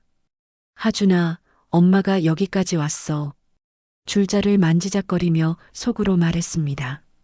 아이가 의심했던 것들이 하나씩 밝혀지고 있었어요. 이제 남은 건 이 진실을 세상에 알리는 일이었죠. 하지만 마음 한구석에는 불안이 남아 있었습니다. 설아가 가만히 있을까요? 그녀가 어떻게 나올지 예측할 수 없었어요. 거짓 승리의 달콤함 뒤에는 항상 쓴맛이 따라오는 법이니까요. 아침 7시 우체부가 옥탑 창고 문을 두드렸습니다. 등기우편이었어요. 떨리는 손으로 봉투를 뜯어보니 내용 증명이었습니다. 발신인은 설아의 변호사였죠. 명예훼손 및 개인정보 유출 혐의로 법적 조치를 취하겠습니다. 즉시 모든 활동을 중단하십시오. 종이 위에 찍힌 붉은 도장이 유독 선명했습니다. 손끝이 떨렸어요. 설아가 먼저 법적 공격을 시작한 거였죠. 10시가 되자 휴대폰이 쉴 새 없이 울렸습니다. 동네 커뮤니티 게시판에 익명 글이 올라왔다는 연락이었어요. 세호가 화면을 보여줬습니다. 노망난 노인이 동네 망신시키고 다닙니다. 경록의 돈 관리도 제대로 못하면서 남 탓만 하네요. 글 아래에는 댓글이 수십 개 달려 있었습니다. 절반은 저를 비난했고 나머지는 진실을 밝히라고 했어요. 동네가 둘로 갈라지고 있었죠. 점심 무렵 더 큰 타격이 왔습니다. 미란이 전화를 걸어왔는데 목소리가 떨렸어요. 어르신, 죄송해요. 저 증언 철회해야 할 것 같아요. 무슨 일이야? 누군가 제 장부 사진을 찍어서 퍼뜨렸어요. 왜곡된 설명과 함께요. 병원에서도 문제 삼고 있어요. 내 통자가 있었던 겁니다. 우리가 모은 증거 중 일부가 유출되어 왜곡되고 있었어요. 설화 쪽에서 역이용한 거죠. 오후에는 경로당 총회 대관이 취소되었다는 연락이 왔습니다. 관계자가 압박을 받은 것 같았어요. 장소를 잃고 우왕좌왕하는 사이 증언자들이 하나둘 빠져나가기 시작했죠. 어르신, 우리가 욕심이 과했나 봐요. 만수가 찾아와 조심스럽게 말했습니다. 그도 압박을 받고 있는 것 같았어요. 봉투각은 돌려드릴게요. 하지만 저도 이제 만수가 말끝을 흐렸습니다. 그의 눈에는 미안함이 가득했지만 어쩔 수 없다는 체념도 보였어요. 저녁이 되자 세호의 상사가 또 전화를 걸어왔습니다. 이번엔 더 강한 경고였어요. 장세호 주무관, 공익 목적이라도 선을 넘으면 안 됩니다. 징계받고 싶습니까? 세호는 전화를 끊고 한숨을 쉬었습니다. 그의 얼굴에는 고민이 가득했어요. 저 때문에 젊은이의 미래가 위태로워지는 게 미안했죠. 세호야, 그만해도 돼. 내 인생이 더 중요해. 아니에요, 어르신. 공익 목적 범위 내에서만 하면 돼요. 선을 지키면서도 할 수 있어요. 세호의 눈빛은 여전히 단단했지만 부담감이 느껴졌습니다. 밤이 되어 박만수가 다시 찾아왔습니다. 이번엔 혼자가 아니었어요. 경로당 회원 몇 명이 함께였죠. 어르신, 봉투각은 증표예요. 우리가 서로를 믿는 증표. 만수가 제 손을 꼭 잡았습니다. 그의 손은 거칠었지만 따뜻했어요. 압박받아도 어르신 편이에요. 조용히 하지만 끝까지요. 작은 연대의 불씨가 다시 타오르기 시작했습니다. 완전히 혼자는 아니었어요. 새벽 1시, 저는 혼자 앉아 생각에 잠겼습니다. 설아의 역공이 거셌어요. 치매 프레임을 씌우고 법적 위협을 가하고 증인들을 흔들었죠. 하지만 포기할 수 없었습니다. 줄자를 꺼내 만지작거렸습니다. 차가운 금속의 감촉이 마음을 진정시켰어요. 흔들리면 잠깐 앉았다가 가는 거라고 늘 스스로에게 말해왔죠. 오래 걸려도 가는 거라고. 하준아, 엄마가 흔들려도 간다. 넘어져도 일어나서 간다. 창밖으로 보이는 도시의 불빛이 흐릿했습니다. 피로 때문인지 눈물 때문인지 분간이 안 갔어요. 하지만 분명한 건 아직 끝나지 않았다는 거였죠. 세호가 노트북을 닫으며 말했습니다. 어르신, 우리 전략을 바꿔야 할 것 같아요. 정면 돌파는 어려울 것 같고. 그래, 우회해서라도 가자. 저는 옥탑 창고의 증거 박스를 다시 봉인했습니다. 테이프가 뜯긴 흔적이 있었어요. 누군가 들어온 것 같았죠.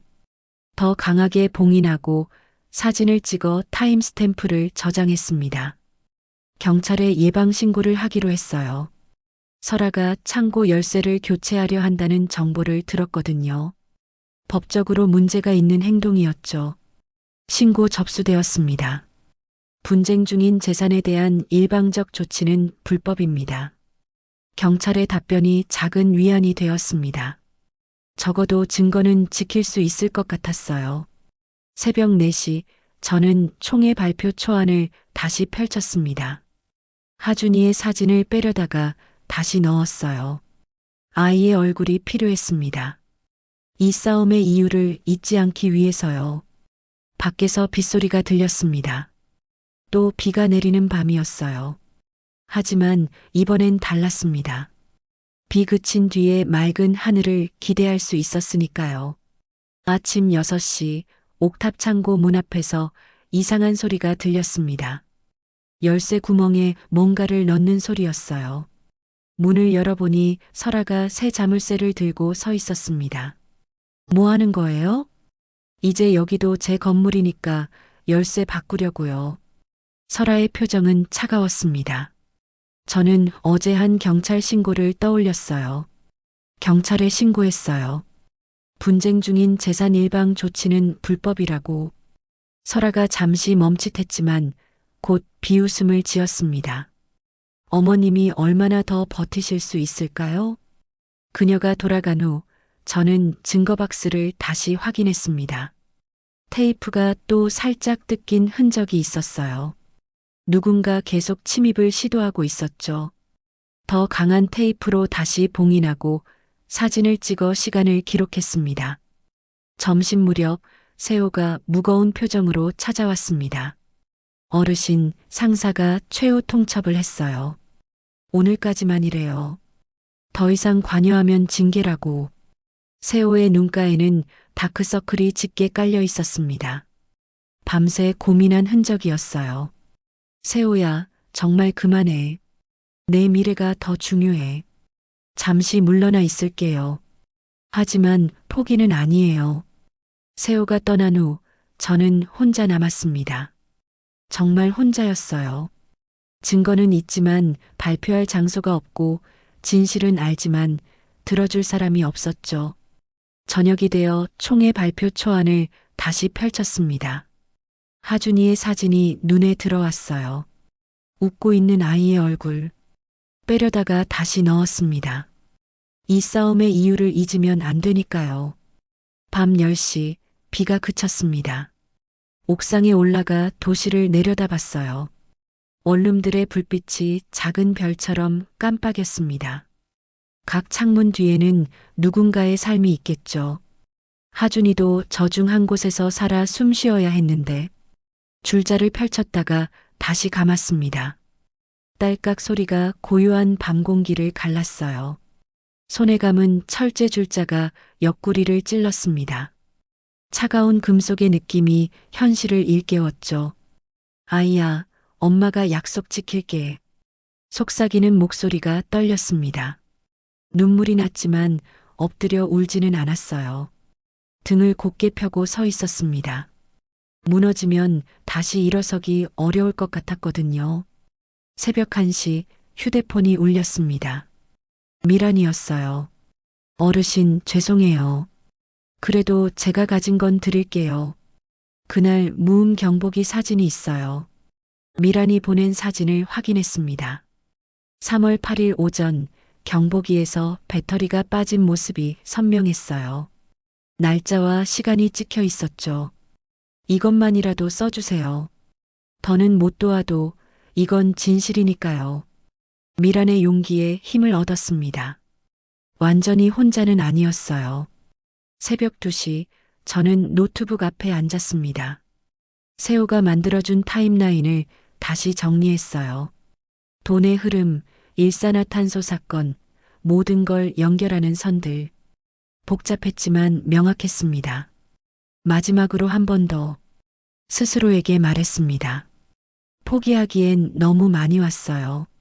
하준이를 위해, 동네를 위해, 그리고 저 자신을 위해 한 번 더 일어서야 했습니다.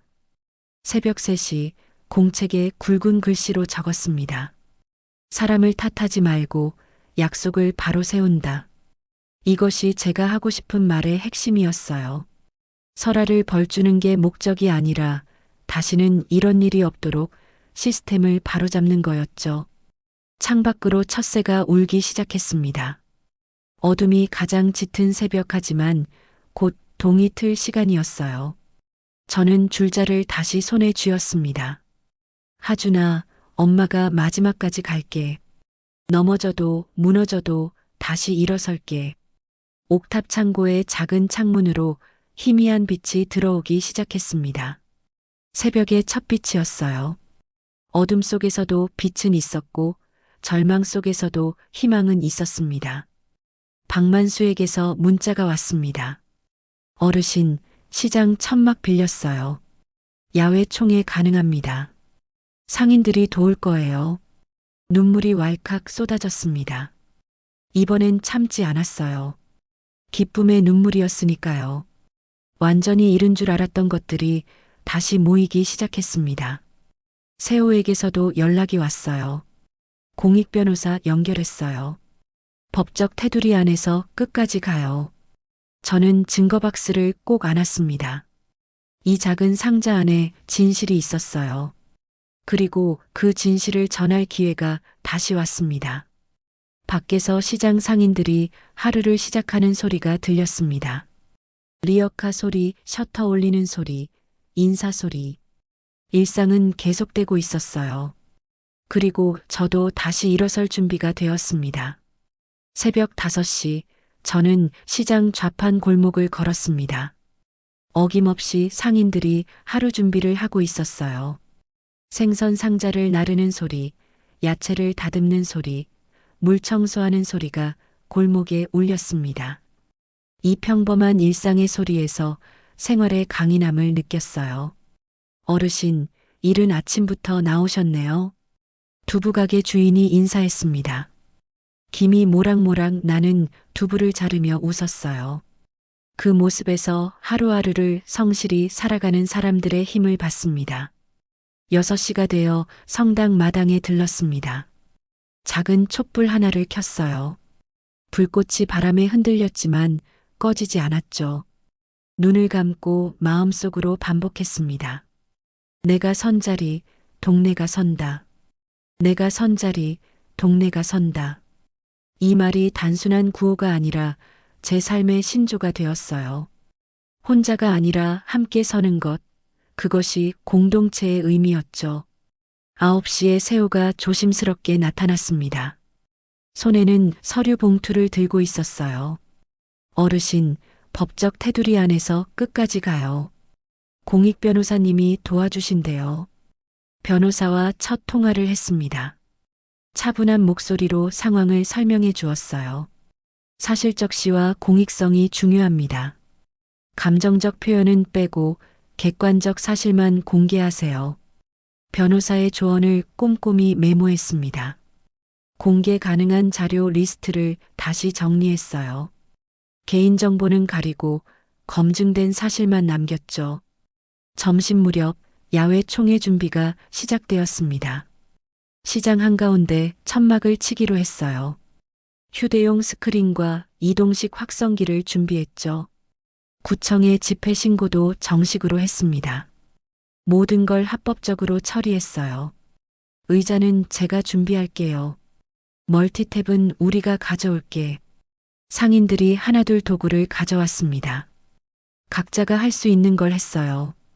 작은 손길들이 모여 큰 준비가 되었죠. 오후 4시 미란이 다시 찾아왔습니다. 얼굴이 창백했지만 눈빛은 단단했어요. 어르신, 그날 무음 경보기 사진뿐만 아니라 증언도 하겠어요. 용기 내볼게요. 미란의 손이 떨렸지만 목소리는 또렷했습니다. 그녀의 용기가 저에게도 힘이 되었어요. 저녁이 되어 대본을 다시 정리했습니다. 굵은 글씨로 핵심 문장을 적었어요. 사람을 탓하지 말고 약속을 바로 세운다. 이것이 제가 전하고 싶은 메시지였습니다. 복수가 아니라 시스템 개선, 처벌이 아니라 재발 방지가 목적이었어요. 밤 9시 박만수가 자원봉사자들을 데리고 왔습니다. 젊은이들도 있었고 어르신들도 있었어요. 질서 유지 도울게요. 마스크랑 담요도 준비했어요. 각자가 맡은 역할이 있었습니다. 안전요원, 안내요원, 의료 지원까지. 작은 총회지만 체계적으로 준비했어요. 새벽 1시 저는 가방을 정리했습니다. 하준이의 줄자와 손장부를 넣었어요. 무게가 느껴졌습니다.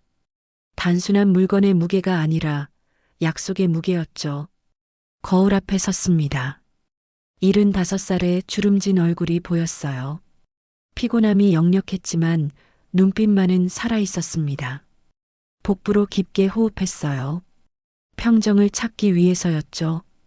오늘은 약속을 세우는 날이다. 스스로에게 말했습니다. 떨렸지만 도망치지 않을 거예요. 하준이와의 약속, 동네와의 약속을 지키기 위해 끝까지 설 겁니다.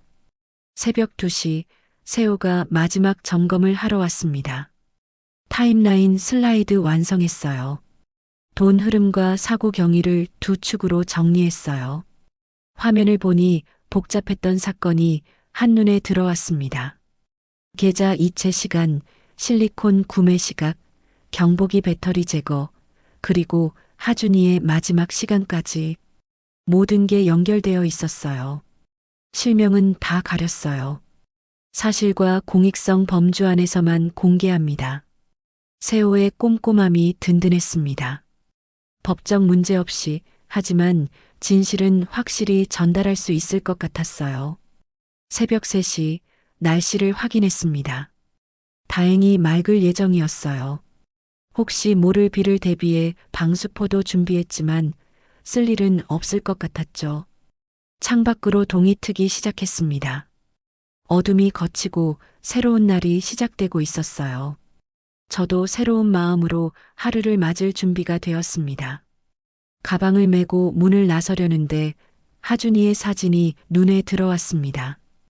웃고 있는 아이의 얼굴. 그 미소가 용기를 주었어요. 하준아, 오늘 엄마가 내 이야기를 전할게. 진실을 밝히고 약속을 세울게. 발걸음은 무거웠지만 마음은 가벼웠습니다. 어둠 속에서 찾은 빛을 따라 이제 세상으로 나갈 시간이었어요. 오전 9시 공익변호사 사무실에서 마지막 리허설이 시작되었습니다. 변호사는 안경을 고쳤으며 차분히 설명했어요. 어르신이 말씀하실 문장을 한 번 더 점검해 봅시다. 감정적 표현은 빼고 사실만 전달하세요. 저는 원고를 소리내어 읽었습니다. 떨리는 목소리를 진정시키며 또박또박 발음했어요. 공개할 이미지 순서도 확인했죠. 개대장 사진, 봉투각 필체 분석, 입출금 그래프, 모든 자료에서 실명은 모자이크 처리했습니다. 세호가 노트북으로 타임라인 슬라이드를 다시 정리했습니다. 화면에는 두 개의 축이 선명하게 나타났어요. 위쪽은 돈의 흐름이었고 아래쪽은 일산화탄소 사건의 경과였죠. 3월 2일 경록의 회비 입금, 3월 3일부터 5일까지 쪼개기 출금, 3월 7일 실리콘과 배터리 구매, 3월 8일 아침 사고 발생. 두 축이 만나는 지점이 바로 비극의 순간이었습니다. 돈을 아끼려는 욕심이 안전을 무시하게 했고 그 결과가 하준이의 죽음이었어요. 점심 무렵 설아 측에서 또 다른 압박이 왔습니다. 가처분 신청을 한다는 내용이었어요. 하지만 변호사가 침착하게 대응했습니다. 사실과 공익성 범주 안의 활동입니다. 법적 문제 없습니다. 변호사의 확신에 힘을 얻었습니다. 우리는 선을 넘지 않으면서도 진실을 전달할 수 있었어요. 오후 2시 경찰과 구청에 사전 사실 통보서를 제출했습니다. 어떤 자료를 공개할 것인지 요약해서 알렸어요. 투명하게 진행한다는 의미였죠. 불법 소지나 명예훼손 소지가 없음을 확인했습니다. 담당자의 도장이 찍힌 접수증을 받았습니다. 이제 법적으로도 안전했어요. 오후 4시 시장 야외 천막 설치가 시작되었습니다. 날씨를 다시 확인했어요. 다행히 맑음이었죠. 그래도 혹시 모를 비를 대비해 방수포를 준비했습니다. 천막 기둥은 여기 세우고요. 스크린은 이쪽 각도가 좋겠어요. 상인들이 손발을 맞춰 일했습니다. 오랜 세월 함께한 사람들이라 호흡이 잘 맞았어요. 1시간 만에 제법 그럴듯한 야외 무대가 만들어졌죠. 저녁 6시 주민대표 자원봉사자들이 모였습니다. 질서 유지와 안내를 맡을 사람들이었어요. 어르신들은 앞쪽으로 모시고 젊은 분들은 뒤쪽에 서 계시도록 안내해 주세요. 마스크랑 담요도 준비했어요. 춥거나 불편하신 분들 챙겨드려야죠. 작은 배려들이 모여 큰 준비가 되었습니다. 생활 속 지혜가 빛나는 순간이었어요. 밤 9시 저는 마지막으로 원고를 점검했습니다. 하준이의 줄자와 장부를 가방에 넣었어요. 무게가 느껴졌지만 든든했습니다. 오늘은 약속을 세우는 날이다. 거울을 보며 스스로에게 말했습니다. 주름진 얼굴이지만 눈빛은 살아있었어요. 복부로 깊게 호흡하며 평정을 찾았죠. 새벽이 가까워오자 긴장감이 높아졌습니다. 하지만 두렵지 않았어요. 법적 보호막이 있었고 생활의 지혜가 있었으며 무엇보다 진실이 우리 편이었으니까요. 세호가 마지막 점검을 했습니다. 슬라이드 완벽해요. 법적 문제 없고 사실만 담았어요. 음향 장비도 테스트 완료했습니다. 의자 100개, 담요 50장 준비됐어요. 모든 준비가 끝났습니다. 이제 남은 건 용기를 내는 것뿐이었어요. 새벽 4시 저는 하준이의 사진을 바라봤습니다. 웃고 있는 아이의 얼굴이 힘을 주었어요. 하준아, 오늘 엄마가 내 이야기를 전할게. 법도 지키고 사람도 지킬게. 창밖으로 첫새들이 울기 시작했습니다. 새로운 날의 시작을 알리는 소리였어요. 저도 새로운 마음으로 일어섰습니다. 가방을 메고 문을 나섰습니다. 옥탑 창고의 좁은 계단을 내려가며 생각했어요. 이제 혼자가 아니라는 것을, 법이 함께하고 이웃이 함께하며 진실이 함께한다는 것을. 시장으로 향하는 발걸음이 가벼웠습니다. 무거운 짐을 내려놓은 것 같았어요. 아니, 혼자 지던 짐을 여럿이 나눠진 것 같았죠. 골목 모퉁이를 돌자 천막이 보였습니다. 아직 어둠 속이었지만 천막 안작은 불빛이 반짝였어요. 누군가 먼저 와서 준비하고 있었던 거죠. 어르신 오셨어요? 만수가 반갑게 맞았습니다. 그의 손은 차가웠지만 마음은 따뜻했어요. 다 준비됐어요. 이제 시작만 하면 돼요. 저는 고개를 끄덕였습니다. 그래요. 이제 시작할 시간이었습니다. 법과 생활, 개인과 공동체, 과거와 미래가 만나는 순간이었어요. 오전 10시 시장 천막 아래 사람들이 모이기 시작했습니다. 박만수가 마이크를 잡고 사회를 시작했어요. 오늘은 우리 동네의 중요한 날입니다. 진실을 밝히고 약속을 세우는 날이죠. 저는 떨리는 다리로 단상에 올랐습니다. 100여 명의 시선이 저를 향했어요. 숨을 깊게 들이쉬고 첫 문장을 시작했습니다. 저는 김말순입니다. 목소리가 떨렸지만 끝까지 말했어요. 그리고 증거 공개를 시작했습니다. 첫 번째는 돈 흐름 도표였습니다. 화면에 그래프가 떴어요. 회비와 상조회금이 여러 날에 걸쳐 쪼개져서 특정 계좌를 경유한 패턴이 선명했죠. 날짜와 시간, 금액이 정확히 표시되었습니다. 3월 2일 입금된 50만 원이 4월에 걸쳐 10만 원씩 5번 출금되었습니다. 청중들이 웅성거렸습니다. 누구나 이해할 수 있는 단순한 산수였어요. 두 번째는 봉투각과 필체 대조였습니다. 화면에 봉투 사진들이 나타났어요. 히읗 꼭지를 올려 쓰는 독특한 버릇이 여러 봉투에서 반복되었죠. 같은 필체가 다른 이름으로 여러 번 나타납니다. 전문 용어 없이 설명하면 한 사람이 여러 명인 척한 거예요. 세 번째는 대리 인출 정황이었습니다.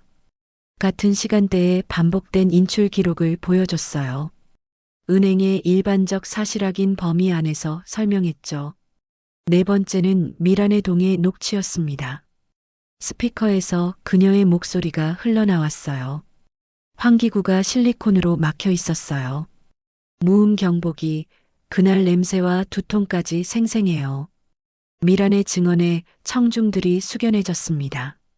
생활 속 위험이 얼마나 가까이 있는지 실감했죠. 마지막은 일산화탄소 관련 증거였습니다. 배터리 포장 영수증, AS 스티커 날짜 불일치, 무자격 처가 시공 감정서, 그리고 개대장 수정 전 날짜 복원 이미지까지 모든 증거가 한 방향을 가리켰어요. 그때 설아가 일어났습니다. 얼굴이 붉어진 채 소리쳤어요. 이건 음해예요. 증거도 없이. 공익 변호사가 차분히 대답했습니다. 사실과 절차로만 봅시다. 감정은 빼고요. 그 순간 경찰과 구청 요원이 나타났습니다. 미리 제출한 사실통보서 덕분에 그들도 상황을 알고 있었어요. 자료 목록 확인했습니다. 업무상 과실치사, 사문서 위조, 증거인멸 혐의로 수사 착수합니다. 설아의 얼굴이 창백해졌습니다. 시선을 떨구고 뒤로 물러났어요. 저는 마이크를 다시 잡았습니다. 사람을 탓하기보다 약속을 바로 세워야 합니다. 다시는 이런 비극이 없도록. 박수가 터져 나왔습니다. 어르신들이 먼저, 그 다음 젊은이들이 박수를 쳤어요. 즉석에서 일산화탄소 경보기 테스트를 시작했습니다. 자원봉사자가 경보기를 들고 나왔어요. 이게 정상 작동 소리입니다. 배터리는 6개월마다 교체하세요. 삐삐 울리는 경보음에 모두가 귀를 기울였습니다. 생명을 지키는 소리였죠. 배터리 교체법도 시연했습니다.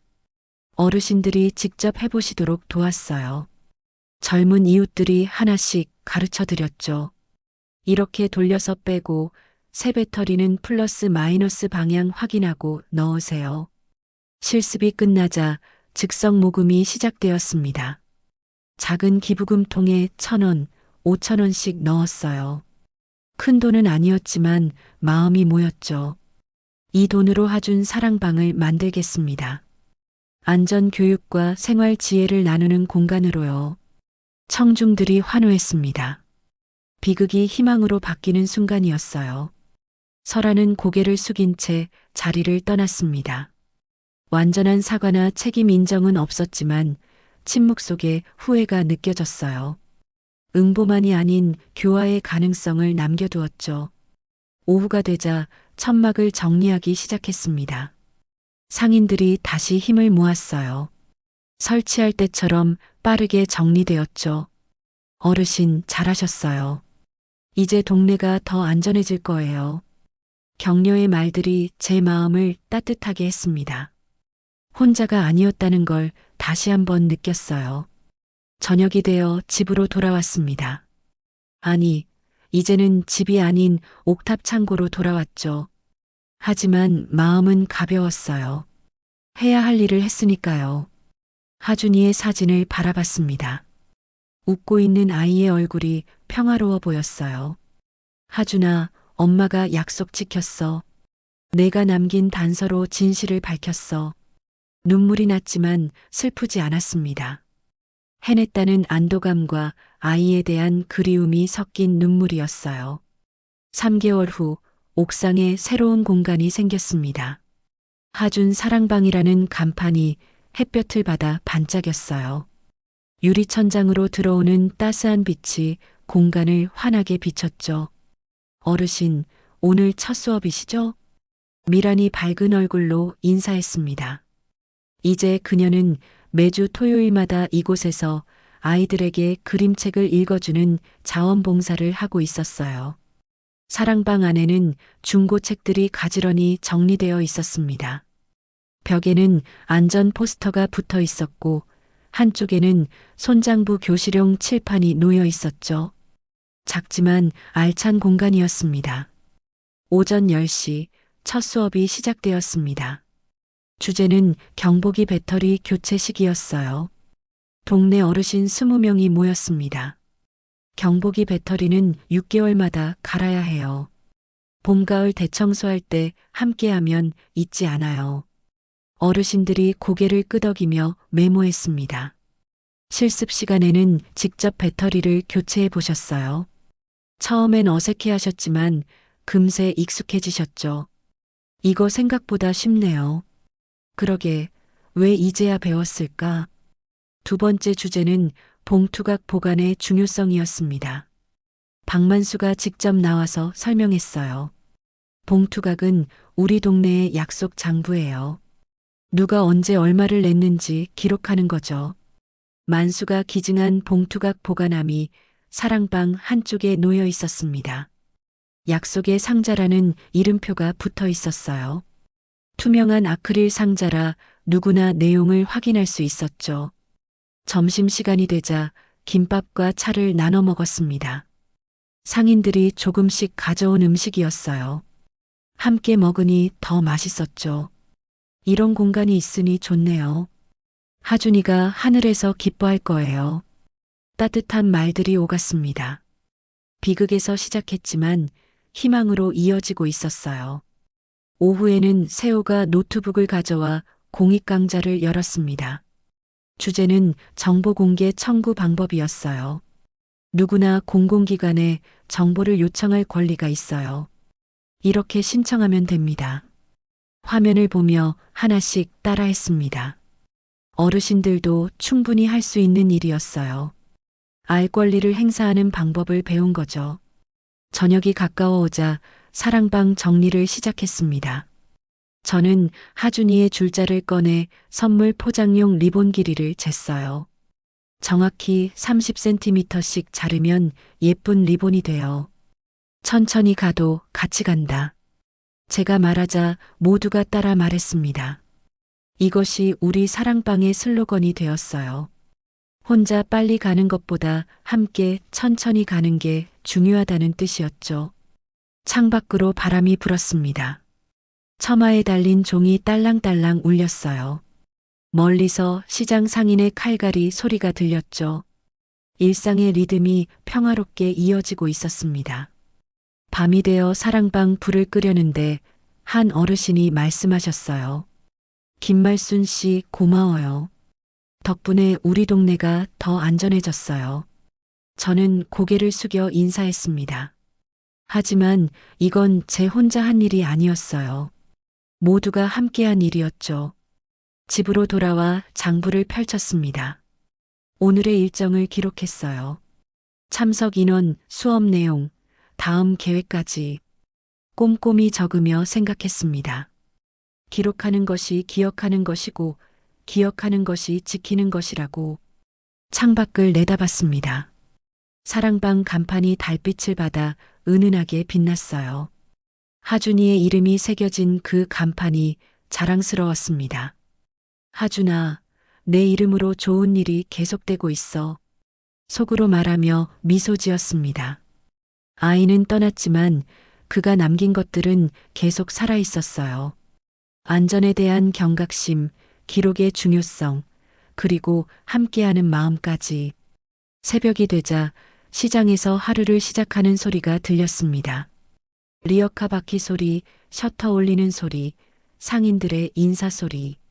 어제와 같은 일상이지만 이제는 달랐어요. 더 안전하고 더 투명하며 더 따뜻한 동네가 되었으니까요. 저는 오늘도 장부를 편다고 마음먹었습니다. 펜을 들고 첫 줄에 적었어요. 내가 선 자리, 동네가 선다. 이 문장은 이제 제 삶의 철학이 되었습니다. 혼자가 아니라 함께, 빨리가 아니라 바르게, 그렇게 살아가는 것. 그것이 하준이가 남기고 간 가장 큰 유산이었어요. 햇살이 창문으로 들어왔습니다. 새로운 하루의 시작이었죠. 저는 줄자를 주머니에 넣고 일어섰습니다. 오늘도 할 일이 많았어요. 사랑방 수업 준비, 장부 정리, 이웃과의 만남. 바쁘지만 행복한 일들이었죠. 문을 나서며 다시 한번 중얼거렸습니다. 내가 선 자리, 동네가 선다. 그리고 발걸음을 옮겼습니다. 느리지만 확실하게, 혼자가 아닌 함께, 앞으로 나아갔어요. 오늘의 이야기가 마음에 작은 불빛 하나 켜드렸길 바랍니다. 여러분의 소중한 생각을 댓글로 나눠주시고 함께 나누고 싶은 분이 있다면 공유로 마음을 전해보세요. 오늘도 함께 해주셔서 감사합니다. 단풍잎 사연이었습니다.